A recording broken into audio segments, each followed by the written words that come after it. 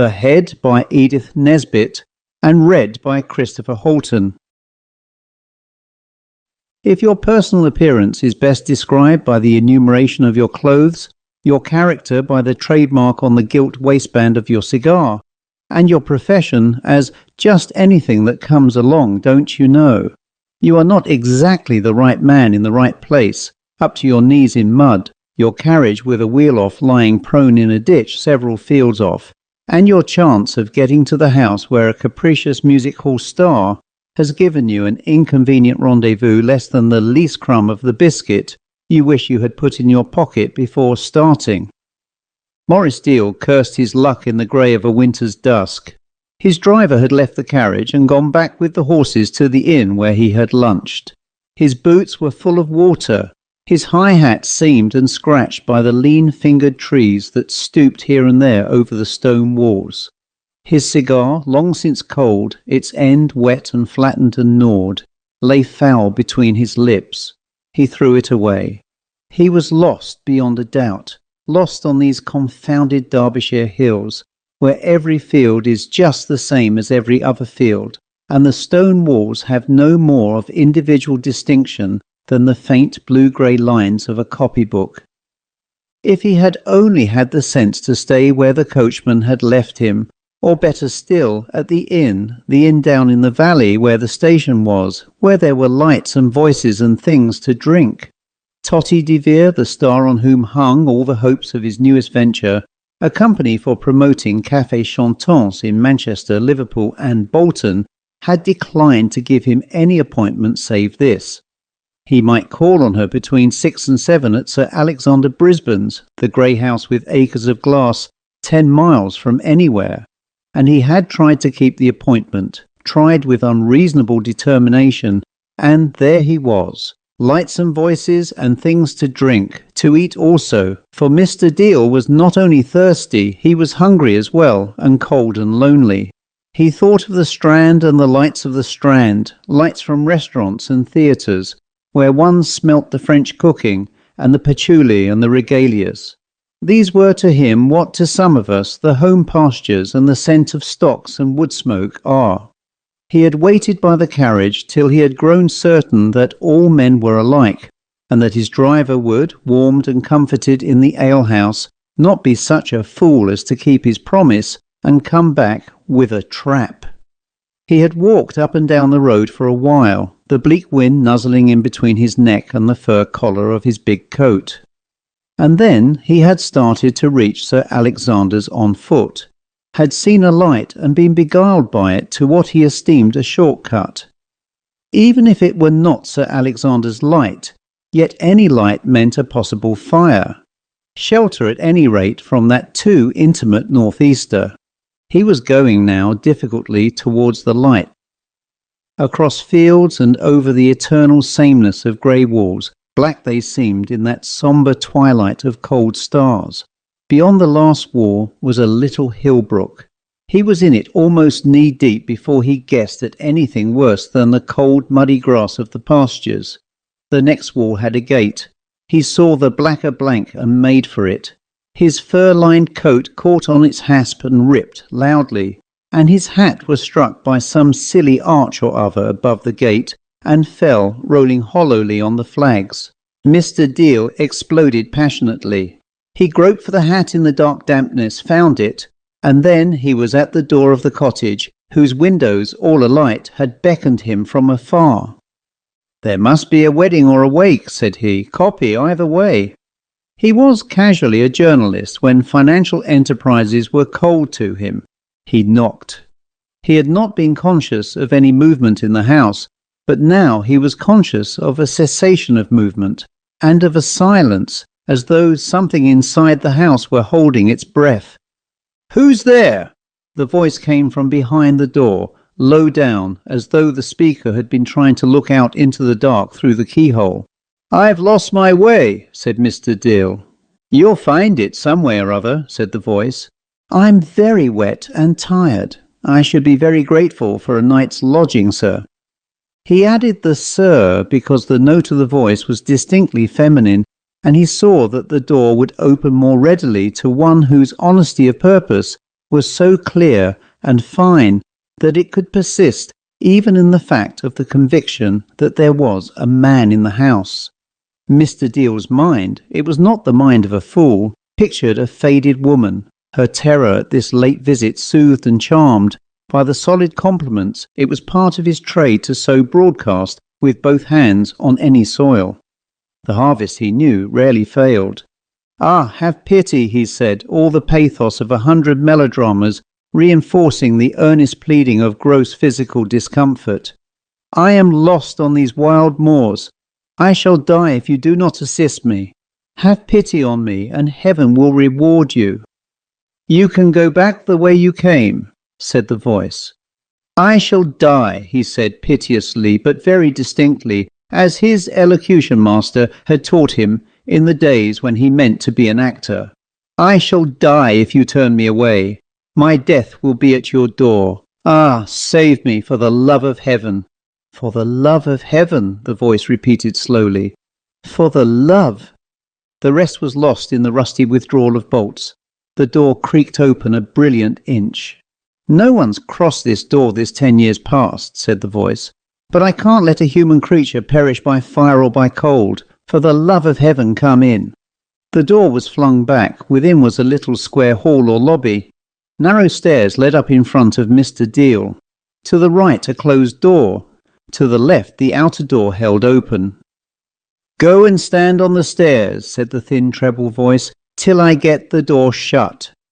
From the stairs Morris watched to see the door closed by that spare, fluttering woman's form. But it was a man who shut the door and barred it, and then turned to the visitor the cold, calm face of one wholly self-possessed. "Come in," he said. "Since you are here, I'll do what I can for you. Get out of your wet things. I'll go fetch you a change."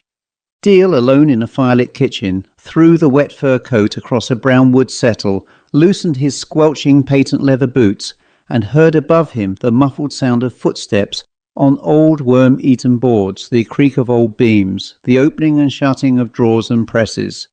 He had got to bare feet and a costume like that of a Corsican brother in reduced and muddy circumstances when his host returned, an armful of clothing over his arm. "Here," he said in his thin treble, "get into these. It'll be easy. I was a bigger man than ever you'll be." He was now a smaller man, smaller by the stooping shoulders, the narrow chest, the yellow leanness of wrists and neck. By, in a word, age. He was an old man, white-haired and pale. Nothing was young in face or figure, save only the eyes, and they would not have shone amiss in the face of an adventurer of 20. Hot gin and water, the generous half of a Yorkshire pie, one's feet in borrowed large shoes among the grey ashes, to whose centre fire had been forced to life by big bellows. Morris Deal expanded, and expanded he looked better than in his fur coat.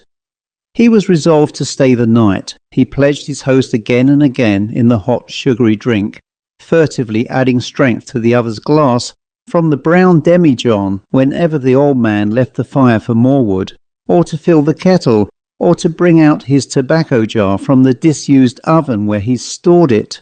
To keep it moist, he said. He grew more cordial, and Deal, who was by nature an actor, anywhere but on the boards which paralysed him, set so gay a tune of good fellowship that the other's mind soon danced to it. "I'm glad I let you in. Yes, I'm very glad I broke my vow.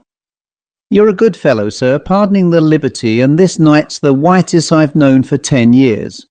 How old would you take me to be now?" The question was awkward, as a woman of 30 is said to subtract passionately to make a total of 27, so men who are far gone in their 70s will add to their years and claim your amazed admiration as gaffers of 86. Deal looked hard at the old man. He would have liked to rest his decision on the spinning of a coin. Not much past 60 struck him as a tactful compromise. The old man laughed, well pleased as it seemed. "I'm 43 come Lady Day and 7 days beyond," he said. "I was born on All Fool's Day 43 years ago, and christened April by the same token like the fool I am. April Vane's my name. Vain by name and vain by nature, they used to say when I was a young man, though you wouldn't think it to look at me now." "I beg your pardon." Deal had no other counter ready. "Not at all, sir, not at all," the old man rejoined. "It's you, dear here. Wonder if you could guess my age. Why, my hair went white like you see it in 3 days." "You had some shock, I suppose," said Morris, and he sipped the hot gin. "It's a sad world. Heaven help us." "I don't tell my story to strangers," said the other with shrill, sudden dignity. "I trust," said Deal in his best manner, "that I can sympathise with another man's sorrows without seeking to thrust myself into his confidence." Even as he spoke, he saw how well the old man, the remote house, the air of mystery would serve him in an article for the Daily Believer, could he but learn the secret of this hermit's grief. He saw the headlines: "An English hermit, tragic story, a broken life." "No," said the other, "no, of course not. You're a gentleman. Anyone could see that, let alone your fur coat." "I've known trouble myself," said the guest, and told a tale, a long tale full of pathetic incidents, a tale whose denouement may have been suggested by the prostrate slump of a cigar against the leg of the table, by that, or by something more subtle. "I saw my angel girl," he ended, "at the window of that burning house. How could I save her? I rushed forward, darling. I cried, 'I am coming to rescue you.' I plunged among the burning debris, and knew no more till I woke in hospital with a broken heart. And this." He pulled up the sleeve and showed a scar. "Got in a drunken fight with a Jew in Johannesburg. The weapons whiskey bottles. They cured my face burns," he added, smoothing his heavy moustache. "These hardly show even by daylight, but that scar I shall carry to my grave." There was a silence. Then, "Why did you go on living?" asked the other man, his voice tense as the string of a violin. Oh, my poor old mother," said Deal, whose mother had died in giving birth to him, her only child. "For her sake, don't you know, and my little sister." "I went on living," said the other man, and now his voice was no longer like stretched wire, but like the sharp, unyielding blade of a steel poniard. "I went on living because—" There was a silence. Deal could almost hear his heartbeat, so sure he was that there was here material for headlines, so keen was he to secure it. He sighed elaborately. "Ah," he said, "it is a relief to tell your troubles to someone who understands." He was quite right to say it. He really sometimes had a wonderful flair for the things to be said and not to say. "Does it really?" asked the man with the young eyes. "Relief, I mean. I've lived here 10 years and never a word except when I bought the things I needed. Does talking help, are you sure? Doesn't it open the old wounds wide till the blood squirts out of them?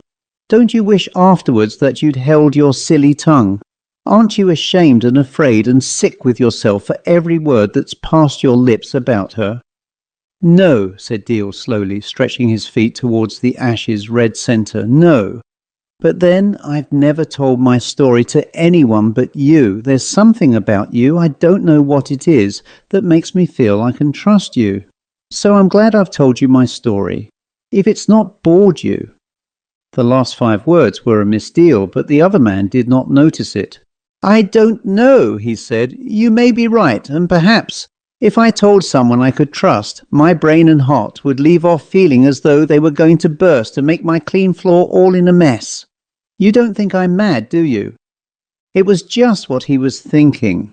So suddenly, very anxious to be alone, with a locked door between him and his host, he said hastily, "Not at all. But I see I've awakened painful memories with my talk. Will you let me sleep here, on the settle, on the floor, anywhere?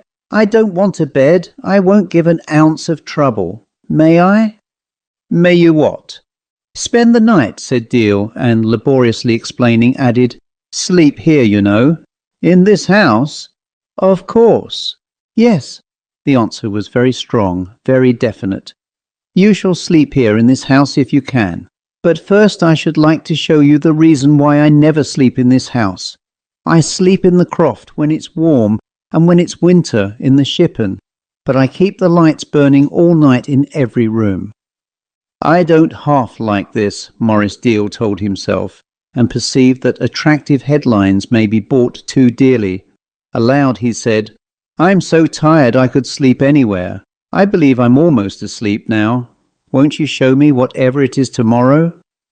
"Tomorrow may never come," said the host cheerfully. "I'll go first, just to turn up the lights and that. Then you shall see." He went out quite quietly and soberly, and Mr. Deal shivered. Now that he was warm and gin-filled, the bleak windy hillside, the chessboard of those confounded stone walls, seemed a security lightly thrown away. "Alone with a lunatic," he mused, "in a house 100 miles from anywhere." He fingered a short, broad knife, whose sheath fitted closely against his hip. "If the worst comes to the worst, in self-defence," he assured himself. "But all the same, I jolly well wish I was jolly well out of it. Silly lunatic!" "Come now," said the voice of the silly lunatic, and said it so trustfully, yet so compellingly, that Mr. Dale rose and followed it, half reassured, half curious, and wholly overmastered. "It's in the cellar," said the voice. "People do pry so." Mr. Deal drew back. He could not help it. "You're not afraid of a cellar," said the voice.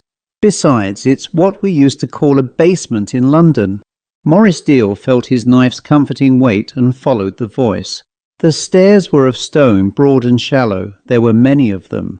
The wavering yellow light of the lamp the other man carried showed the stairs neatly yellowed, as the North Country lovingly yellows the stones which make the floors to its homes. The stairs ended in a flagged passage with doors. Outside the right-hand door the lamp-bearer paused. "You told me your story with words," said he, and his language as well as his very intonation had changed. Before he had spoken in colourless accents.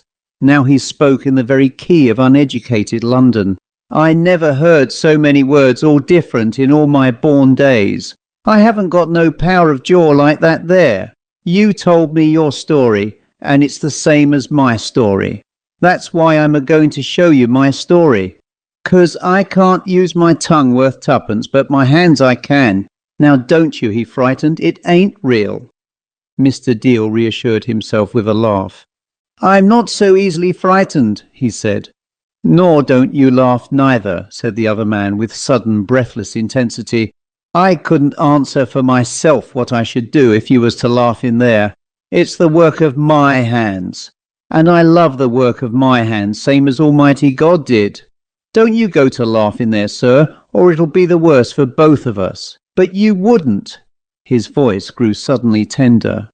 "Ain't you showed me your art? Put it into mine to look at. Don't I know you?" The dramatic instinct taught Mr. Deal to hold out his hand in the dim lamplight and press the other man's, with a fine show of manly emotion. "I was a stonemason by trade," said the host. "Apprenticed in the King's Road, Chelsea I was. That's how I got the hang of it." Mr. Deal had a sudden swift vision of an elaborate monument erected in the cellar over the body of the victim of homicidal mania. "Now," said the other, and flung open the door. Mr. Deal was prepared for a shock of some kind, but he was not prepared for the shock he got. The open door disclosed a village street lit warm and red, a village street at night. It was the village where the inn was that he wished he had stayed at, where the lights were and the voices and the drinks. There, by the same token, was the inn, its sign emblazoned with the arms of the local landowner, lit redly by the flames of conflagration. There was the square church tower, flushed against the dark sky, the tombstones in the raised churchyard gleaming rosy beneath the yew shadows. There was a crowd in the street, men with pails and cans of water. This side of the inn, half the street, was in flames. From the window of a burning house, a girl leaned out. Below, a man holding a ladder was in the act of planting it against the window. At his feet lay a body, a dead man as it seemed, but not dead by burning. Blood showed at mouth and nose. The whole thing was worked out with wax and wood and paint and paper and a dozen odd yet adequate materials at much less than half life. But so perfect were the perspective and the proportion that scene would have appeared to a spectator halfway up the village street just as, and not otherwise than, it now appeared to the spectator at the cellar door. The peculiar and desperate terror, the mad splendid heroism that fire engenders, these were here, visible to the onlooker. "Splendid! Ripping!" The words sprang to Mr. Deal's lips and stayed there. The other man was speaking, and in a low, thin, untroubled voice. "That's me," he said with the ladder. "And that dog in the gutter, that's him she threw me over for. He was my mate too, one time. She was Mrs. Dog, who was to have been Mrs. April Vane. But I loved her. That's her, leaning out of their bedroom window. And when the fire broke out, where was he? In heaven, where he'd got the right to be by the marriage lines. Not him. He was in public, silly drunk. When I come along he was crying there in front of the house where she was a-burning, crying and shivering and saying, 'Oh, I shall be burnt, I know I shall.' And she was screaming, 'For God's sake, save the child.'" "What did you do?" Mr. Deal's voice was tactfully attuned. "Knocked him down, of course. Thought I'd killed him. Wish I had. Then, when I'd got the ladder and set it up against the window, I was 3/4 up it when the window frame went smash, burnt from underneath. I never seed him again. He went to London, I've heard say. But I've made his face. You go in and look, and you'll see the man I wish I'd swung for.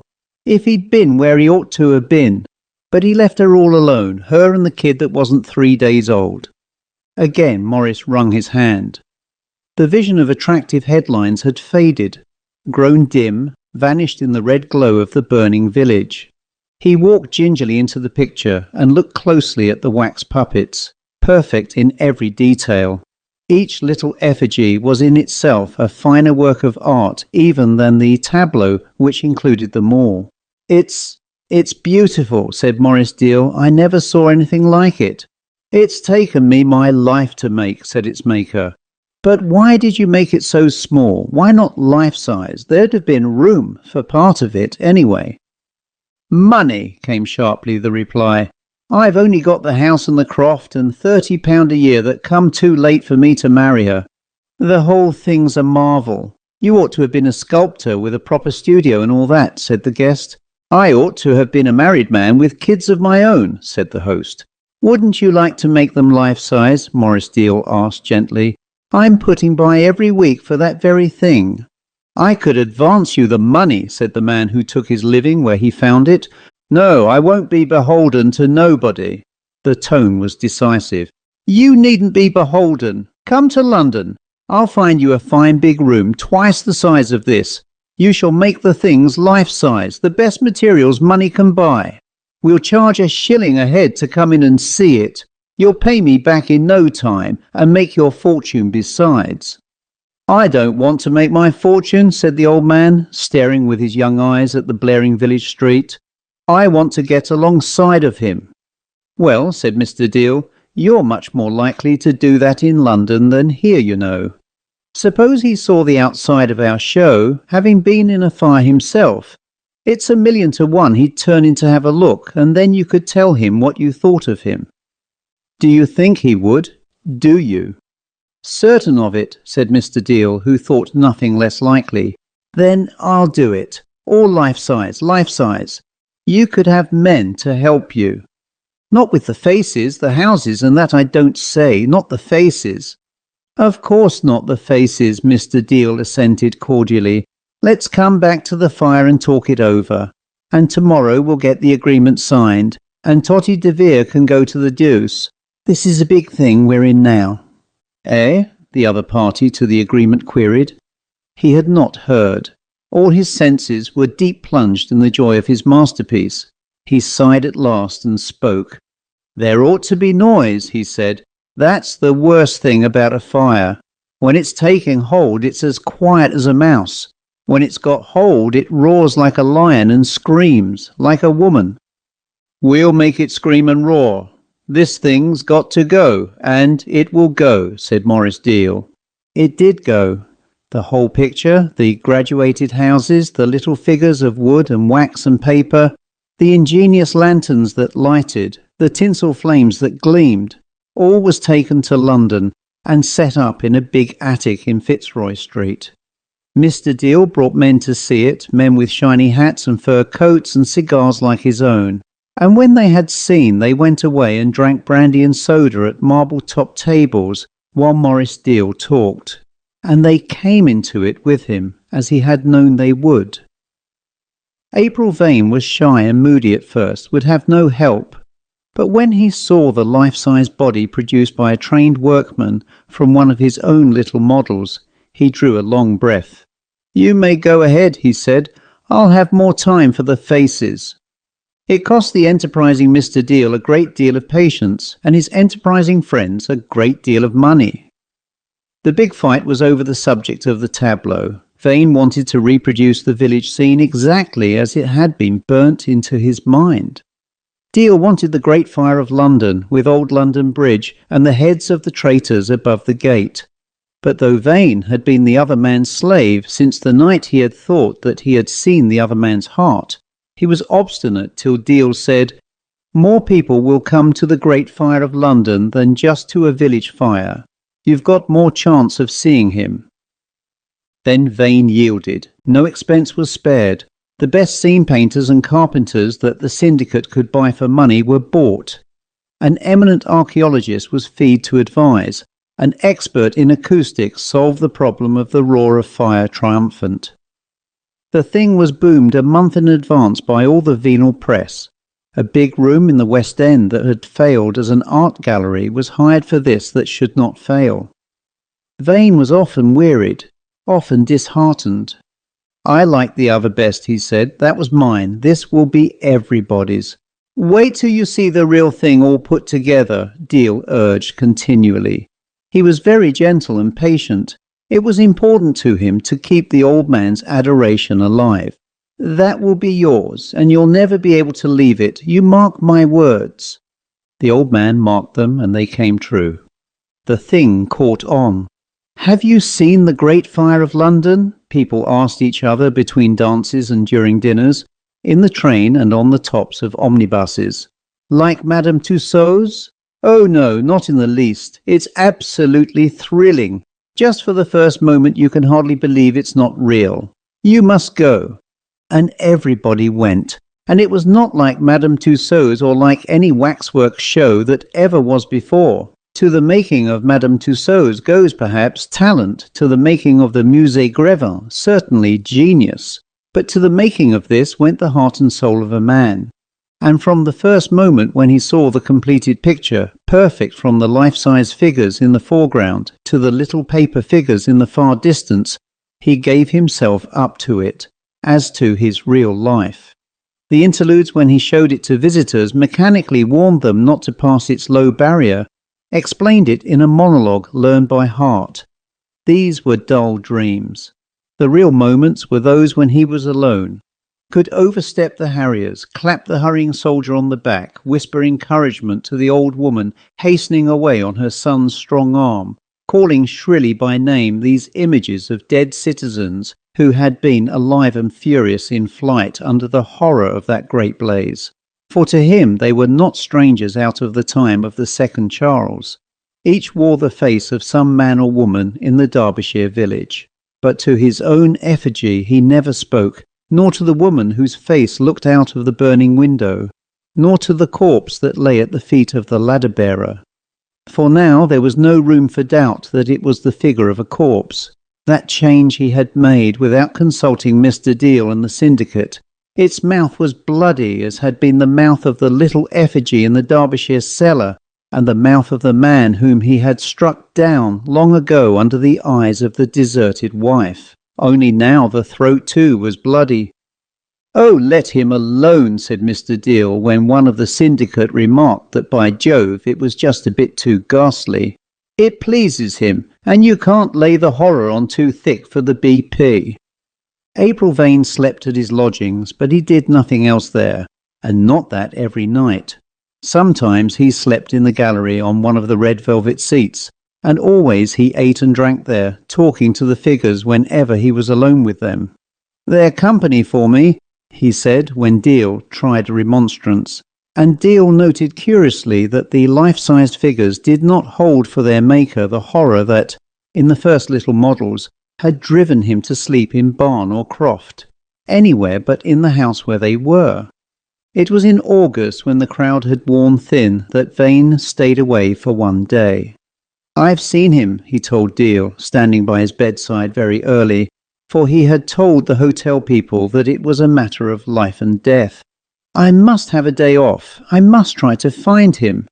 "But who's to run the show?" asked Deal in his blue silk pyjamas and blue jowl. "I must have my day off," said Vane. "I don't want to worry you, but I must have one day off. Shut the show up or run it yourself." The show was that day run by Mr. Deal. The takings were 2 bags of silver only that day, and that day the head was stolen.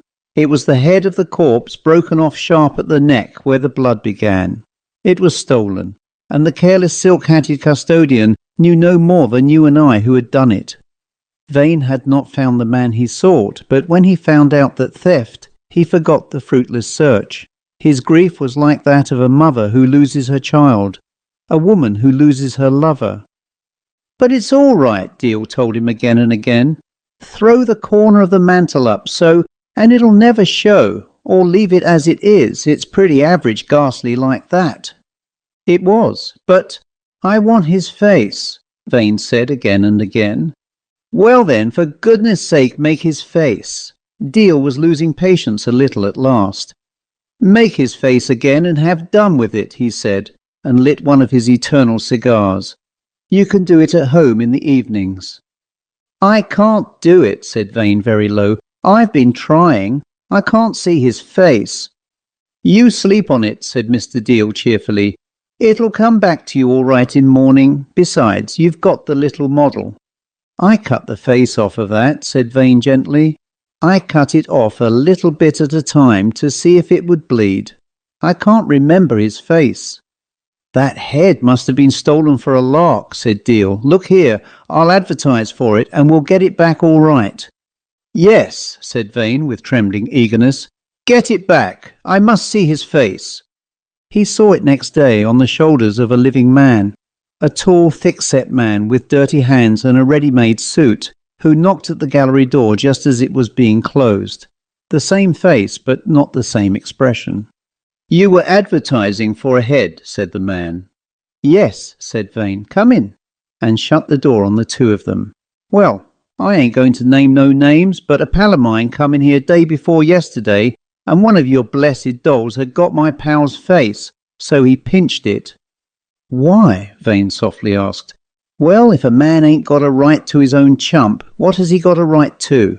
But he'll let you have it back, but not for the fiver you offers. I take it if you offers 5, you'll give 20. Say the word and put it down in writing to prevent mistakes, and I'll guarantee you shall have the head." "Yes," said Vane, "I shall have the head." He advanced on the other man, and now, for the first time, his own face showed plainly. "Heavens!" the man retreated, his hands held out to keep off something, and now he looked like the head that he had stolen. "Great heavens, it's April Vane!" "Yes, you'd better say your prayers. It is April Vane said, and came at him. It must have been a couple of days later that Deal strolled in at closing time with that member of the syndicate who had felt so squeamish about the cut throat. The lights were low, there was no blaze to illumine the picture, and the machine was silent that in the day roared and screamed in the very voice of fire. "So you've got the head all right? You remembered? I told you you would," said Mr. Deal, glancing at the corpse. "Yes," said old April. "I've got the head, I remembered." Mr. Deal went into the enclosure, and the cinders crunched under his boots. "By Jove," he said, "you're an artist, Vane. I say, Montague, look at this corpse, the thing you didn't like. Why, it's the best of the lot. You've improved it. Vane, old chap, it's just the old expression, but by George, it's more lifelike than ever. What is it? Something in the lie of the body, I suppose. It's just like life, isn't it now, Monty?" "It's more like death," said Montague. "I don't like it. And it's stuffy in here, and the place is as quiet as a churchyard. Come along out. You're a schoolgirl, Montague, a silly schoolgirl. I believe you're frightened of the thing. Mr. Deal kicked it contemptuously and without violence. Good night, Vane. Why don't you go to one of the halls and have a gay evening? I'll stand treat. You're always kind, said Vane gratefully, but all the evenings will be gay now. I have got the head I have remembered. The two members of the Great Fire Syndicate went out into the light of Regent Street. "Ugh," said Montague, "that place gives me the horrors." "It's jolly well meant to," said Deal, handing out his cigar case. "That corpse." "It's not canny," said Montague, and he laughed, not quite easily. "Why, it makes me fancy, I say, what's that on your boot? Heavens, man, it's blood, as the chap says in the story." "Don't talk rot," said Deal. He did not see that his right foot had stained the pavement. Montague stooped. "But it is blood," he said. The end.